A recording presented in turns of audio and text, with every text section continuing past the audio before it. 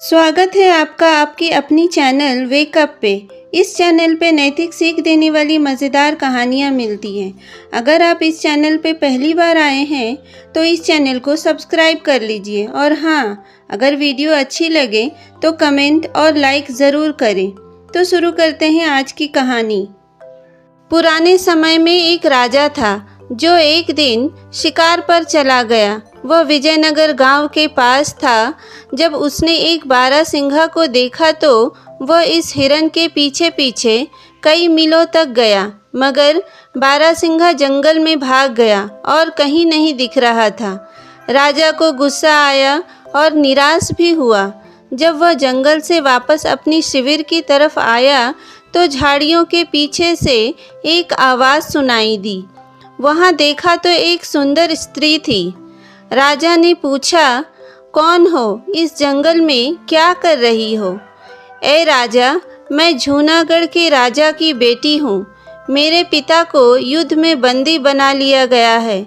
मेरे पिता के शत्रु मुझे भी बंदी बना ना ले, इसीलिए मैं वहाँ से भाग आई और भागते भागते इस वन में पहुँची।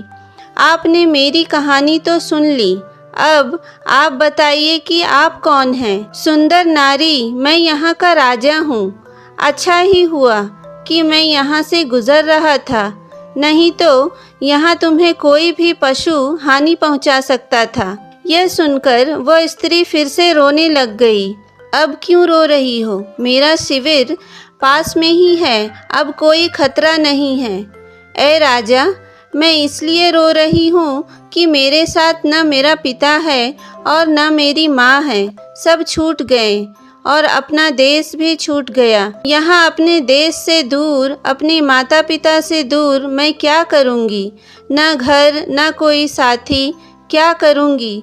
मैं इसीलिए रो रही हूँ। तुम अब रोना बंद करो, हम तुम्हारी देखभाल करेंगे। चलो मेरे साथ, एक शर्त पर। कैसी शर्त? आप मुझे अपनी पत्नी बनाओ, तभी मैं आपके साथ जा सकती हूँ। अगर आप मुझसे शादी करेंगे तो फिर मैं आपकी हर बात मान लूँगी। सुंदर नारी ने कहा, ठीक है, चलो मेरे साथ। राजा ने उसके साथ विवाह किया और वे राजमहल में रहने लगे। राजा का प्रेम इस सुंदरी की ओर दिनों दिन बढ़ता गया। उसने इस सुंदर नारी के लिए झील के किनारे पर एक नया भवन बनवा दिया। झील के पास बने इस महल में राजा ज़्यादा से ज़्यादा समय बिताता था और रानीवास की तरफ अब कम ही जाता था। मगर उसे क्या पता था कि नए भवन में रहने वाली नई रानी कितनी भयानक प्राणी थी। वह उस पर सारा प्यार निछावर करता था, मगर वह स्त्री उसे कई भयानक बीमारी दिए जा रही थी। राजा के पेट में भयंकर दर्द उठने लगा। वे उस दर्द की पीड़ा से तड़पने लगते।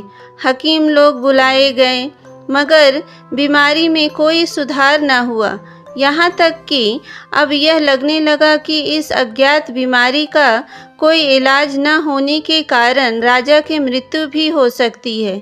आखिर में एक जोगी वहाँ आया। वह हर रोज उड़ता हुआ आता था और दूध गंगा से पानी ले जाता था और हारी पर्वत से कुछ मिट्टी ले जाता था। वह यह पानी और मिट्टी फिर अपने गुरुजी को देता, जिनका यह शिष्य था। जब जोगी ने एक नया भवन झील के पास देखा तो वह इसमें घुस गया। पवित्र पानी और पवित्र मिट्टी कमरे में एक तरफ रखकर पलंग पर लेट गया। यह राजा का पलंग था। सोते समय जोगी ने एक अनमोल मरहम का डब्बा सिरहाने के नीचे रखा। थकान के कारण थोड़ी ही देर में जोगी को नींद आ गई। जब राजा आ गए तो उन्होंने अपने पलंग पर एक जोगी को सोया हुआ पाया। यह देखकर राजा आश्चर्य हुआ, परंतु राजा ने जोगी को जगाया नहीं। राजा वहीं पलंग के पास बैठे रहे। राजा ने पवित्र पानी का कमंडल, पवित्र मिट्टी और मरहम का डिब्बा देख लिया। मन में इन चीज़ों का कारण जानने की उत्सुकता हुई, मगर जोगी के जागने तक कुछ किया न जा सकता था। इसीलिए राजा ने ये तीनों चीज़ें छिपा ली। थोड़ी देर में जोगी जाग गया तो सामने राजा को देखकर आश्चर्यचकित हो गया और फिर अपनी तीनों चीजें गायब देखकर जोगी डर गया। यह देखकर राजा ने कहा, घबराओ नहीं, सारी चीजें यही हैं। पहले यह बताओ कि यहाँ क्यों और कैसे आए। जवाब मिल जाएगा तो मैं सारी चीजें वापस कर दूंगा। तब जोगी ने तीनों चीजें वापस पाने के लिए राजा को सब कुछ बता दिया। राजा ने सभी वस्तुएं लौटा दी। जोगी ने झुककर प्रणाम किया और वहां से निकल गया। वह उड़ता हुआ जल्दी से जल्दी अपने गुरुजी के पास पहुंच गया। गुरु ने देरी से आने का कारण पूछा तो जोगी ने बताया कि वह झील के पास बने भवन में विश्राम के लिए रुक गया था और राजा से भी भेंट हो गई। यह भी बताया कि जब वह सो गया था तो सारी वस्तुएं छिपा ली गई थी, मगर बाद में राजा ने सब लौटा दिया। एक अच्छा व्यक्ति है राजा।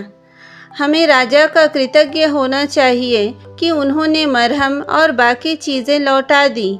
मुझे उनके पास ले चलो, गुरुजी ने कहा। जो आज्ञा। यह कहकर जोगी अपने गुरुजी को राजा के पास ले गया।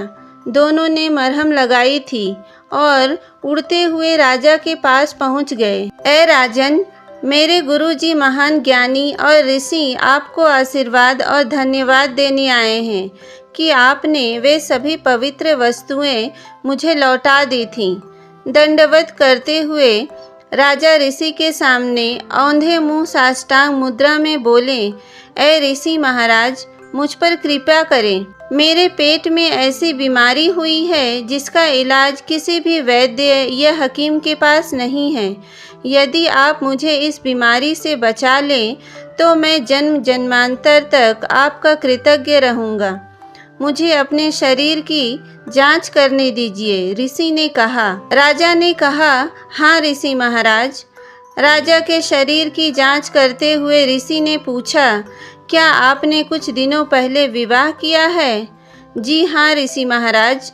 राजा ने ऋषि को सारी कथा सुनाई कि कहाँ और कैसे जूनागढ़ से आई हुई वह सुंदर स्त्री उन्हें मिली थी और कैसे उनका विवाह हुआ, कैसे यह नया भवन बना इत्यादि। यह सुनकर ऋषि ने कहा, ओ राजन, आप सच में ही एक भयानक रोग से ग्रस्त हैं। कुछ दिनों तक ऐसे ही चलता रहा तो आपकी मृत्यु भी हो सकती है, परंतु अब आप सुरक्षित हैं। मैं आपकी रक्षा करूंगा। जैसा मैं कहूँ वैसा ही कीजिएगा।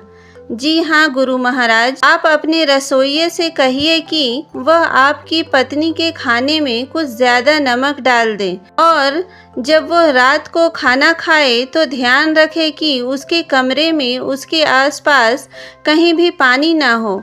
आप रात भर जागते रहिएगा और कल सुबह मुझे बताना कि रात में क्या हुआ था। डरिएगा नहीं, आपको कुछ नहीं होगा, मैं हूँ यहाँ। राजा ने ऋषि के निर्देशों का पूरी तरह से पालन किया। जैसा कि मालूम ही था, रात को सुंदर नारी प्यास के मारे इधर उधर पानी ढूंढने लगी, मगर कमरे में कहीं भी पानी नहीं था। फिर उसने अपने पति को देखा कि क्या वो सोए ही हुए हैं। जब उसे विश्वास हुआ कि पति सो रहे हैं तो उसने एक सर्प का रूप धारण किया और कमरे से बाहर आ गई। वह सीधे झील के पास गई और खूब सारा पानी पिया।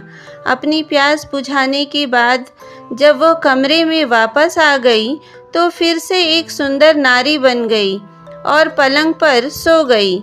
राजा ने यह सब देख लिया था और सुबह होते ही उसने यह सब ऋषि को बताया। मैं जानता था यह एक स्त्री नहीं बल्कि एक अति विषैली सर्पिनी है।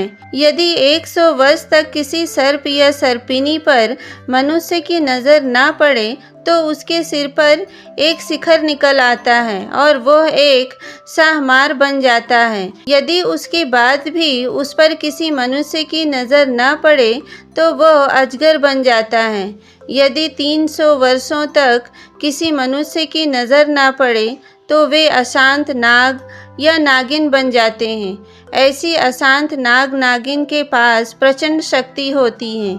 ये अपनी मर्जी से अपना रूप कभी भी किसी भी समय बदल सकती है और एक स्त्री का रूप धारण भी कर सकती है ताकि किसी पुरुष के साथ रह सके। राजन, आपकी पत्नी भी ऐसे ही सर्पिणी है।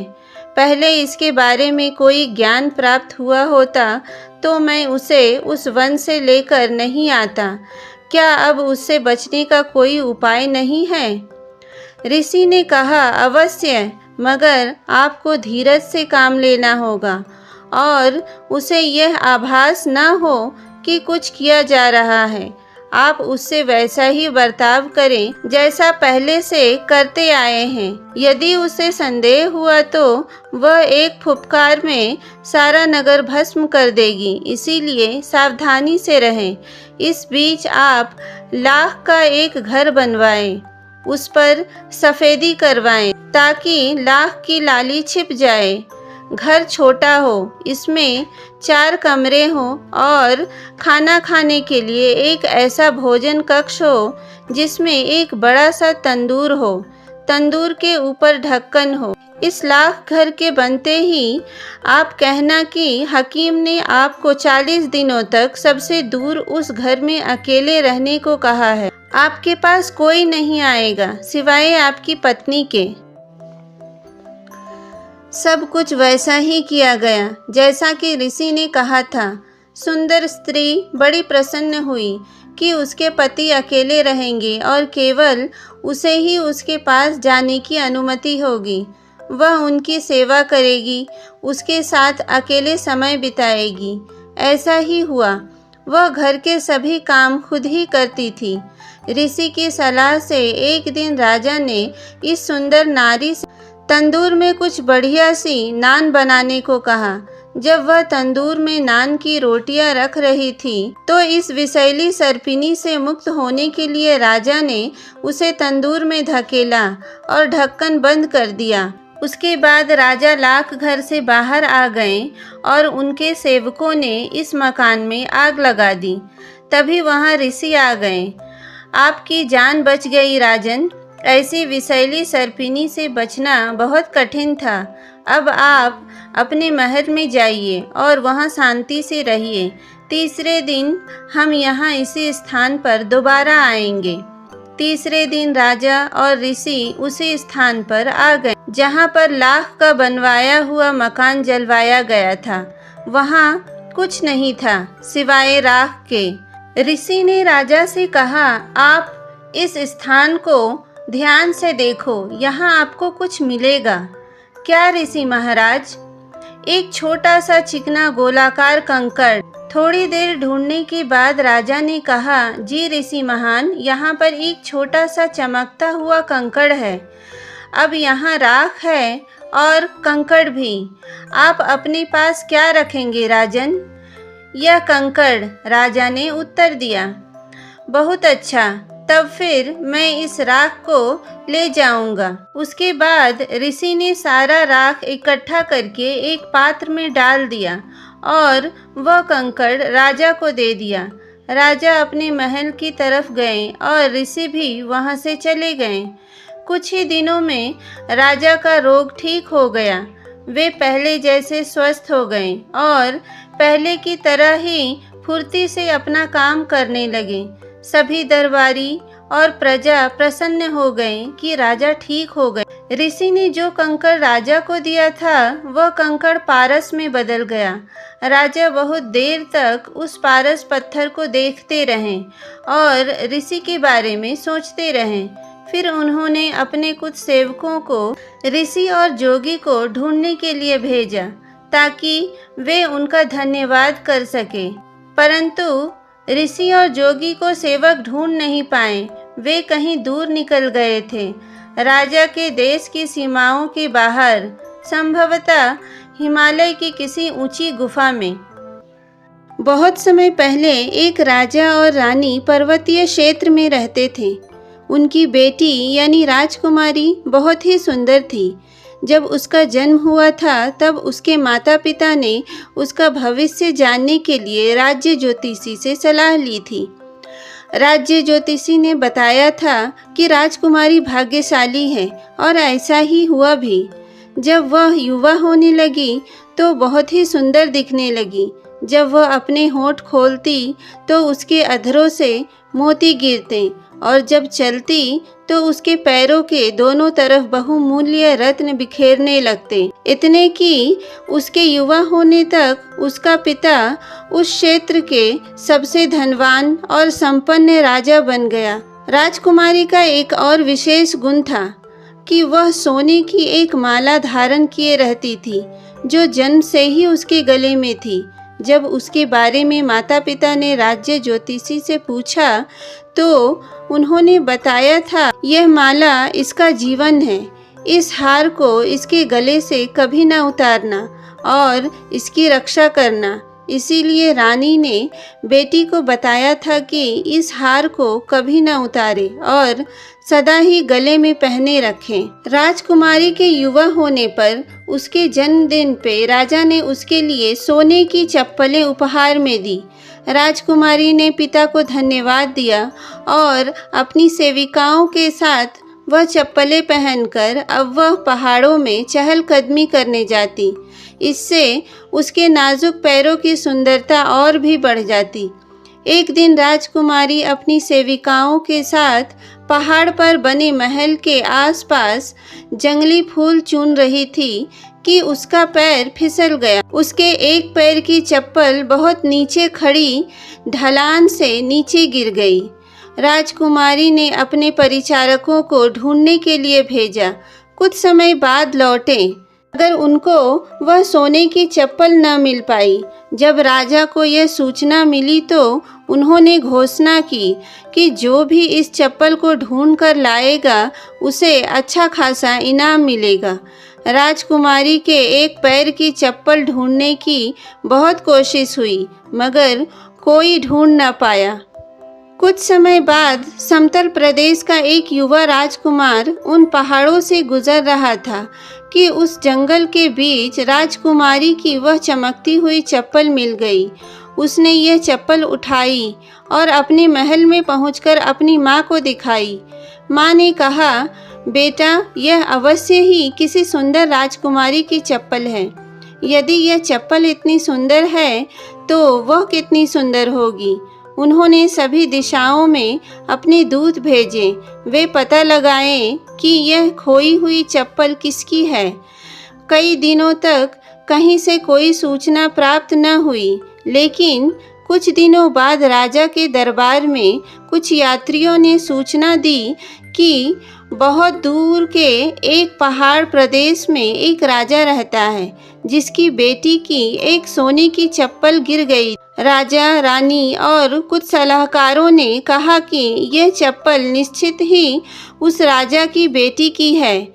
रानी ने अपने बेटे से कहा, बेटा, अब तो निश्चित है कि यह सोने की चप्पल दूर के उस पहाड़ी राजा की पुत्री की है, इसीलिए तुम उसके महल तक यह चप्पल लेकर चले जाओ। यदि तुम्हें सोना चांदी या धन इनाम के तौर पर दे तो स्वीकार नहीं करना, बल्कि उनकी बेटी का हाथ मांगना। राजकुमार ने वैसा ही किया जैसा उसकी माता ने कहा। कई दिनों की बहुत लंबी यात्रा तय करने के बाद वह पहाड़ी क्षेत्र के डुग्गर प्रदेश पहुंचा। वह राजा से मिला और कहा, मुझे आपकी बेटी की यह चप्पल मिल गई है, वही लौटाने आया हूँ। राजा प्रसन्न हुए और पूछा, आपको क्या इनाम चाहिए? मैं आपको घोड़े दूँ, चांदी दूँ, सोना दूँ, क्या दूँ, आप बताइए। मुझे इनमें से कुछ भी नहीं चाहिए। मैं मैदानी क्षेत्र से आया हूँ। यहाँ से दूर एक समतल प्रदेश के राजा मेरे पिता हैं। मैं उन्हीं का पुत्र हूँ। मैं कुछ महीनों पहले यात्रा कर रहा था और जब इस सुंदर पहाड़ी क्षेत्र में आया तो यह चप्पल मिली। मैं बहुत लंबी यात्रा करके दोबारा यहाँ पर खोई हुई चीज़ लौटाने आया। आप मुझे घोड़े इत्यादि देंगे तो मैं वह स्वीकार नहीं करूँगा, परंतु यदि आप मेरा उसके साथ विवाह करने की अनुमति दें तो वह मेरे लिए सबसे बड़ा उपहार होगा। यह मेरे हाथ में नहीं है। मैंने प्रतिज्ञा ली है कि मैं अपनी पुत्री का विवाह उसकी मर्जी के खिलाफ नहीं करूँगा। यदि उसे कोई आपत्ति ना हो और वह आपको पसंद करे तो मुझे भी कोई आपत्ति नहीं होगी।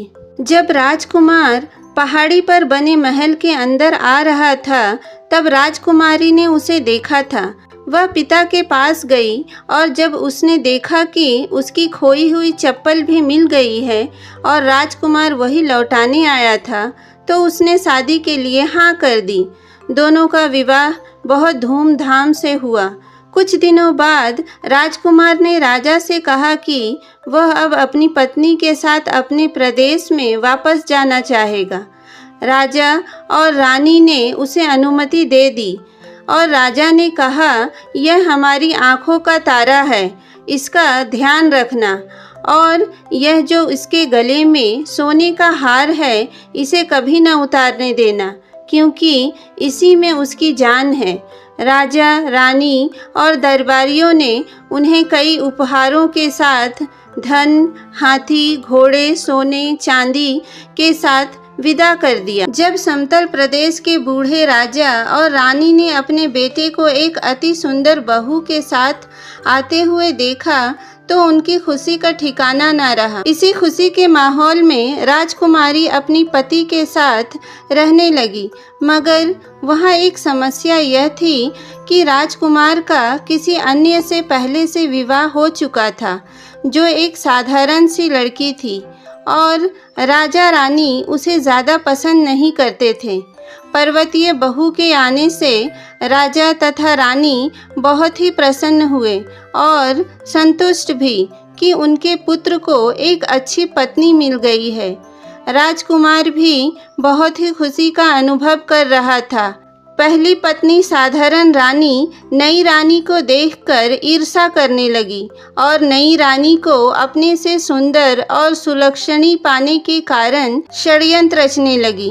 राजकुमार के बूढ़े पिता और माता यह देखकर चिंता में पड़ गए कि पुरानी बहू नई बहू को कोई अहित ना करे। इसीलिए उन्होंने नई बहू, जिसका नाम सुधा था, अपने पास बुलाया और कहा कि उसे पुरानी बहू से होशियार रहना चाहिए। मगर सुधा ने कहा, वह तो मेरी बहन जैसी ही है, मुझे उससे क्या डर, मैं उसे प्यार करती हूँ, इसीलिए वह भी मुझे प्यार करती होगी।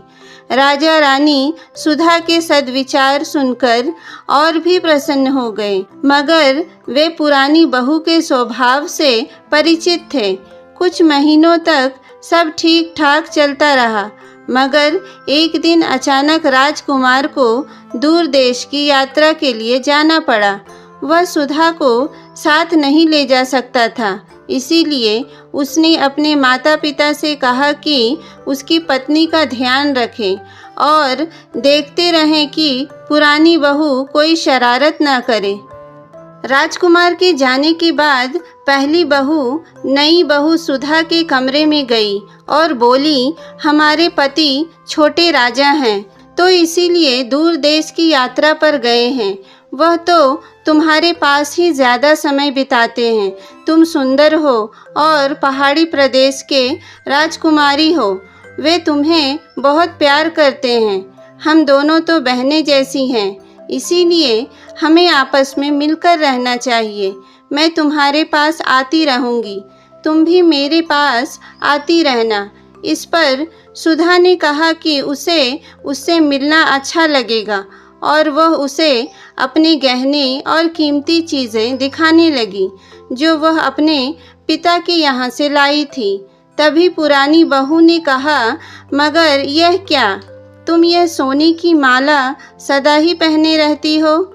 यह माला मेरी रक्षक है, मेरा जीवन है, इसीलिए सोने की दानों से बना यह हार मैं सदा ही पहने रहती। जब पुरानी बहू ने यह सुना तो वह मन ही मन बहुत प्रसन्न हुई और सोचने लगी कि कैसे इस हार को चुरा ले।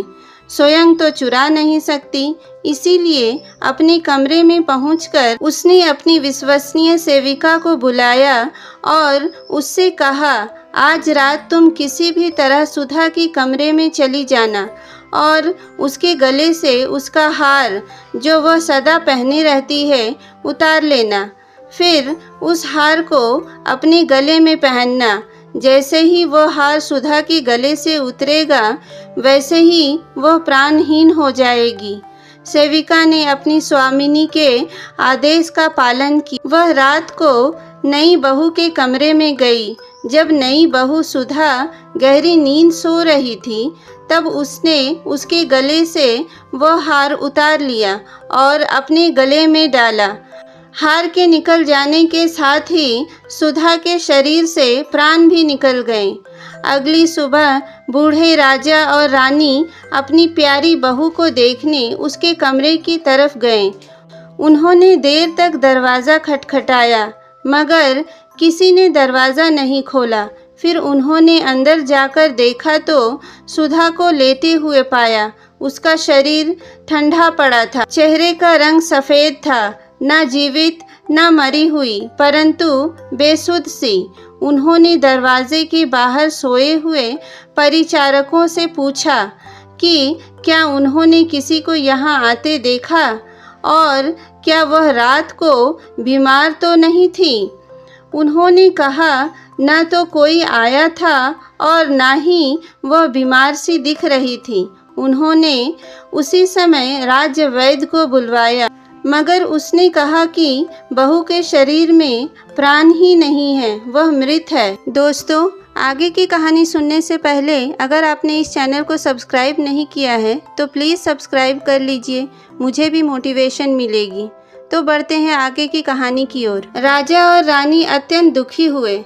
वे दोनों शोक में डूब गए और उन्होंने राजकुमार के आने तक मृत शरीर को राजमहल के पास ही एक मंडप में रखवा लिया ताकि राजकुमार के आने पर संस्कार आदि करवा सके। उन्हें अब राजकुमार के आने की प्रतीक्षा थी कि कहीं शरीर सड़ न जाए, परंतु ताज्जुब था कि शरीर में कोई परिवर्तन नहीं हुआ, न किसी प्रकार का क्षय। इसीलिए राजा और रानी हर रोज़ मंडप के पास जाते और अपनी प्यारी बहू का शांत चेहरा देख आते। कुछ दिनों बाद राजकुमार लौटा। उसे मंडप के पास ले जाया गया। सुधा का चेहरा वैसे ही सुंदर था जैसे पहले था, होंठ भी वैसे ही, चेहरे पर वही लाली। लगता था कि जैसे वह सोई हुई। टूटे हुए दिल से राजकुमार अपनी सुंदर पत्नी को देखता रहा। उसको देखकर लगता था कि कहीं पत्नी के शोक में वह मर ना जाए। वह अपने भाग्य को कोस रहा था कि क्यों उसे दूर के प्रदेश की यात्रा पे जाना पड़ा। न वह जाता न वह इसके अंतिम क्षणों और अंतिम संवाद से वंचित रहता। वह पूरा दिन मंडप के सामने विलाप करता रहा। संध्या के समय उसे महल की ओर ले जाया गया, तब भी वह जाने से इनकार करता रहा और अपनी पत्नी की ओर देखते हुए कहने लगा, शायद यह तुम्हारे अंतिम दर्शन है। न जाने कल रहूं न रहूं, मेरी मनोरम प्यारी पत्नी मेरी सुधा।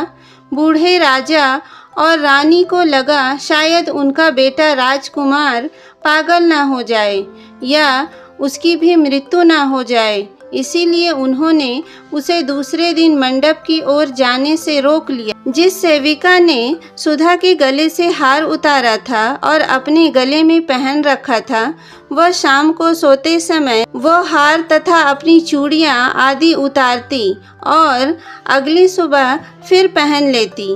जब शाम के समय वह सोने का हार उतारती थी, उस समय सुधा के शरीर में प्राण शक्ति जागृत हो जाती, वह जीवित हो जाती थी। जब सेविका वह हार फिर से पहन लेती तो सुधा फिर से मृत सी पड़ी रहती। परंतु यह बात कोई ना जान सका, क्योंकि राजा और रानी दिन में आते और फिर चले जाते। वे समझ नहीं पाते कि क्या करें। यह उनकी प्यारी बहू का क्या हाल हो गया। बेटे को कैसे संभाले, संस्कार करवाएं या नहीं, वे बूढ़े राजा रानी कोई निर्णय नहीं ले पा रहे थे। जब सुधा पहली बार रात के समय जागृत हुई तो वह पहले तो डर गई, मगर फिर समझ गई कि उसके गले का हार चुराया गया है।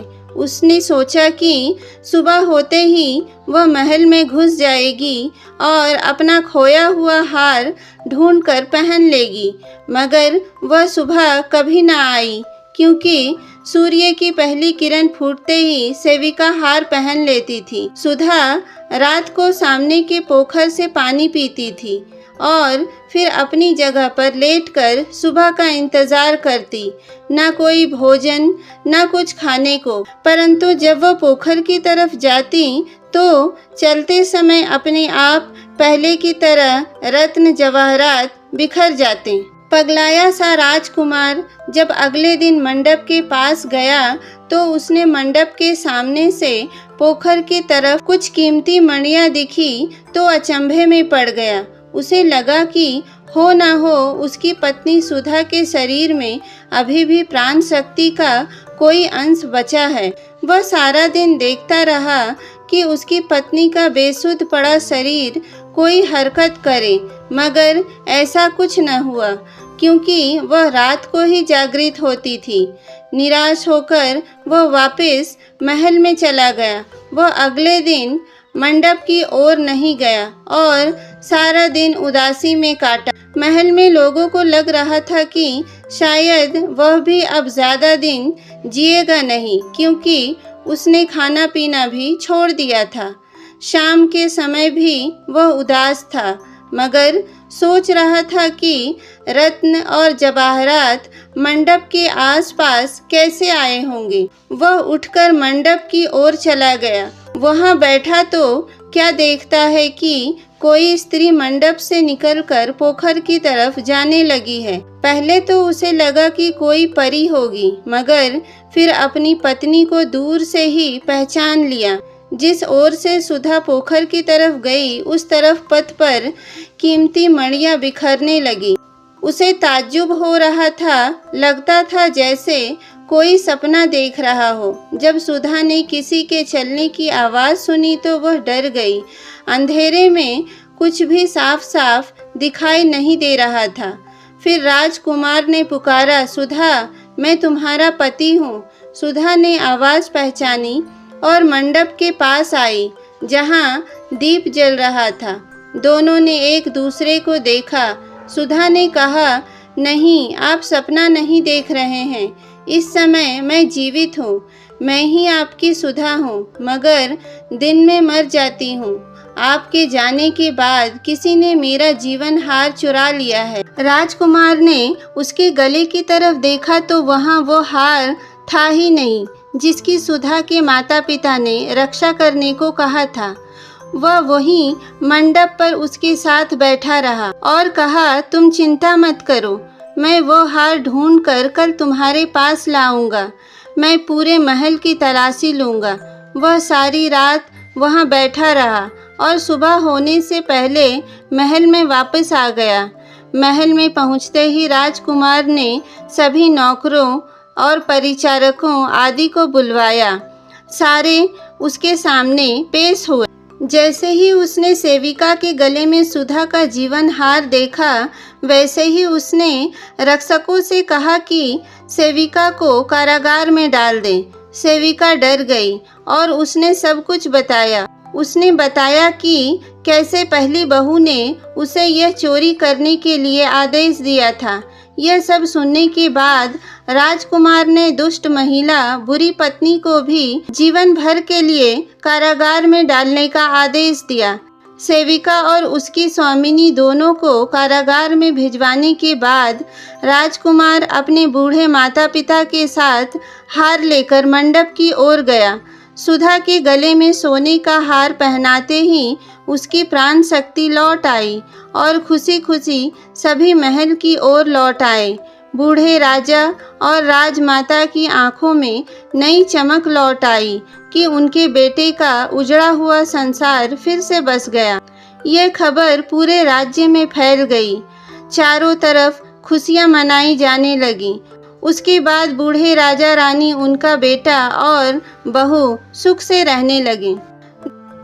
दोस्तों, यह वीडियो आपको कैसी लगी है कमेंट में लिखकर ज़रूर बताएं, और अगर अच्छी लगी हो तो इस वीडियो को लाइक करें और जाते जाते चैनल को सब्सक्राइब करके बेल आइकॉन ज़रूर दबाएं। धन्यवाद।